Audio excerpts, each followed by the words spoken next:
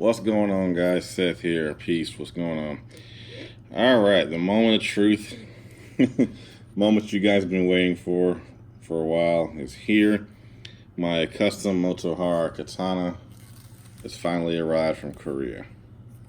Yep, it's not a Chinese forged sword. It's just like mass. They come from Korea. And before I get into this, don't even think about it. Get it. Stay over there. Back up, Dora. Anyway, before I even get into the sword, the bag, they use the same kind of bags as masks. So I really wonder if there's some kind of affiliation. I don't know. Let's start with the saya. At first glance, you may say it's piano finish, that gloss that when you just touch it, it fucks up. But they must have some kind of special coating on it because you can't really see your fingerprints on it. And I don't know if that's buffalo horn or not, but it has a very good solid feel to the Koiguchi. I was wondering if I was going to get a Sageo because in all the pictures so far of this sword, I haven't seen one. And when I got the sword out of the bag, there wasn't one attached to it. And I'm like, I'm not going to bitch too much about it, but it's almost a $2,500 sword. They could at least throw in a Sageo. So when I got done pulling the sword out, I felt something kind of go boom in the bottom of the sword bag. So they I guess they included a custom or a high quality silk Sageo. If it's not legit silk, it feels damn near close to it. The only gripe I've got so far with this piece is getting it through these shidomis on the Kurikata here. It was a pain, but once they got going, it was good to go. Sageo's pretty long too. I got it tied in to where there's 4 lines here, and there's still plenty of hang off. I still like that. The bottom of the saya is also unique, and it has a little end cap on it almost. And trying to get my phone to focus. It's a challenge tonight, but it has a little. Almost like a buffalo horn type feeling at the end of it. Anyway, I'm happy with the saya, and of course the sword bags feels great. Has that high quality feel to it, and then you got leather on the end of it. Good to go. Now, of course, what you guys are really wanting to see is the sword.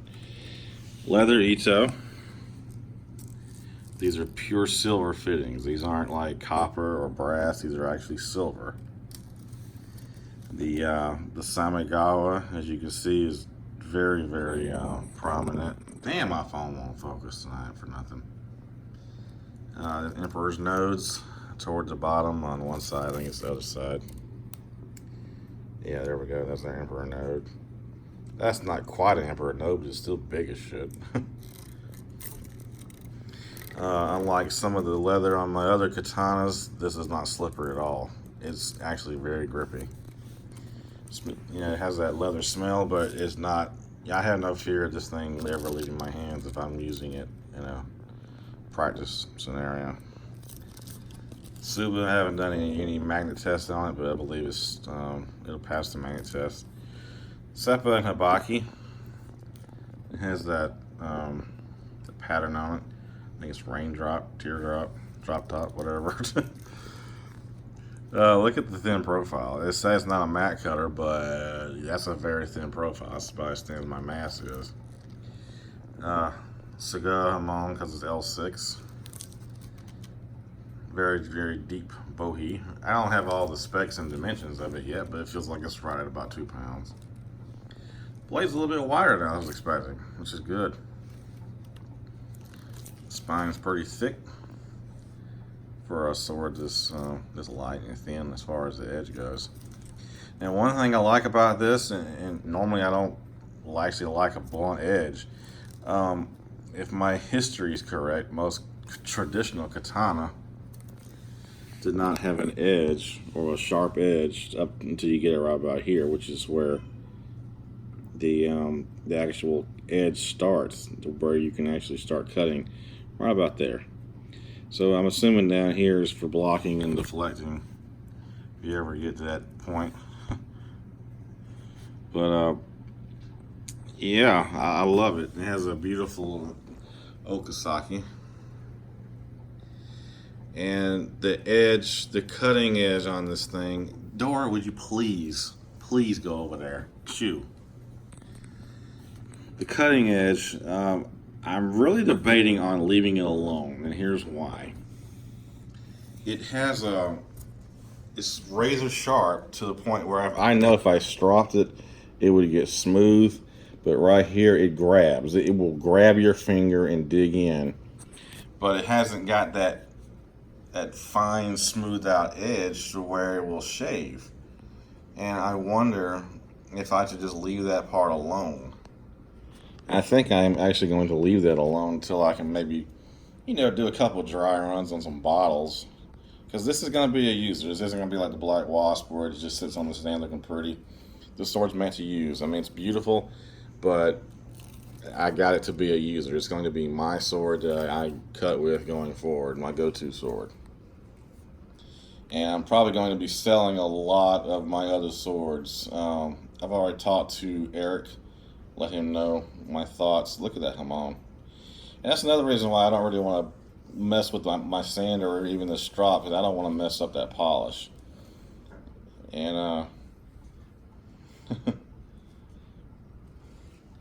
I don't believe the Yokote is geometric. No, it's cross polished. If you ever, if you don't know what I'm talking about, this line where the blade changes geometry, it's supposed to actually have an indentation here, which means it's geometric, but it's actually not. The blade steel is L6 bainite. It's a very hard steel, very strong, very resilient. And so far, guys, I'm just blown away. Look at the skamaki work on this thing. The diamonds are perfectly even. There's alternating. The diamonds actually alternate, which is that's a standard. You shouldn't have Ito that doesn't alternate when it wraps around. And it kind of reminds me of yeah, I'll get into that to a different video. But like I said, these are pure silver fittings. Yeah, I'm just blown away. I love it. I love it, love it, love it. Let's take a look at the sori. And contrary to popular belief, having extremely deep sori doesn't add to the cutting ability. Sword's perfectly straight. If I can hold my hand straight. Camera ain't doing it justice, but it's perfectly straight. The point of balance, I'm using my other hand to hold the camera, but it's right in there. Let's see if I can. It's actually closer to the hilt than I thought. It's interesting why you're doing this on camera, trying to watch your own finger. So it's right about there. I'm actually lifting the sword off the ground. It's somewhere in there. So that's about, what, maybe 4.5, 5 inches from the habaki. But anyway, there she is. I'm off the next couple of days, so I'll probably have some more videos. Maybe cut up some Ari rolls. We will see. But that's my baby, my new Motohara custom katana from Korea. These are from Evolution Blades. You can check them out on Facebook. I'll try to link them down in the bottom. MSRP is about $2,500. So if you got $2,000 to spare, you want the best, in my opinion, and a lot of other people's opinion. I gotta give them credit. I've never held a sword like this before. I've held a lot over the last few years, and just in my lifetime, I've never held one that felt this good in the hand, to where it feels like you could just cut through anything. Confidence in hand. All right, I'll let you guys go ahead and go. I'll see you in the next video. Peace.